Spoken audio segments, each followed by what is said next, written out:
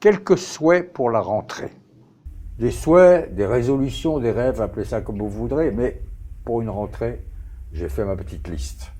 Alors d'abord, bien évidemment, comme j'ai appris par The Economist que Vienne était la ville la plus agréable du monde, avant Melbourne et Sydney, et que Paris n'était que 25e, premier souhait que Paris revienne un peu plus haut dans les villes favorites du monde et qu'il soit peut-être un peu moins sale. Et que, toujours Paris, messieurs Griveaux et Villani se demandent pourquoi Madame Hidalgo a tant de mal à cacher actuellement son sourire.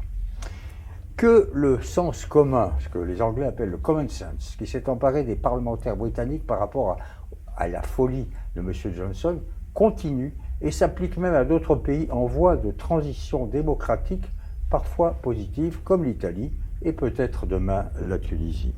Que l'on ne dépasse pas plus de 15 jours entre une fusillade au Texas et une autre fusillade au Texas, pas plus.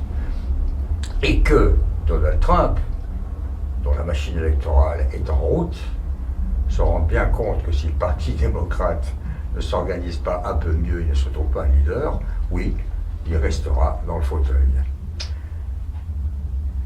Que l'on n'oublie pas les grands problèmes que l'été nous a affichés. L'Amazonie, les forêts humides, les migrants. Que le Woody Allen ait du succès, tant mieux, ça sera bien. Et que vous alliez voir le 2 octobre un film français excellent qui s'appelle Alice et le maire. Que la librairie qui a ouvert le 22 août, une nouvelle librairie, c'est un événement, rue Sedaine à Paris, près du métro Voltaire, ait du succès parce qu'il faut que les livres aient du succès, parce qu'il ne faut pas que les enfants tombent dans ce qu'un écrivain vient d'appeler le crétin digital. Que les enfants continuent de lire. Attention, trop d'écran tue l'écran.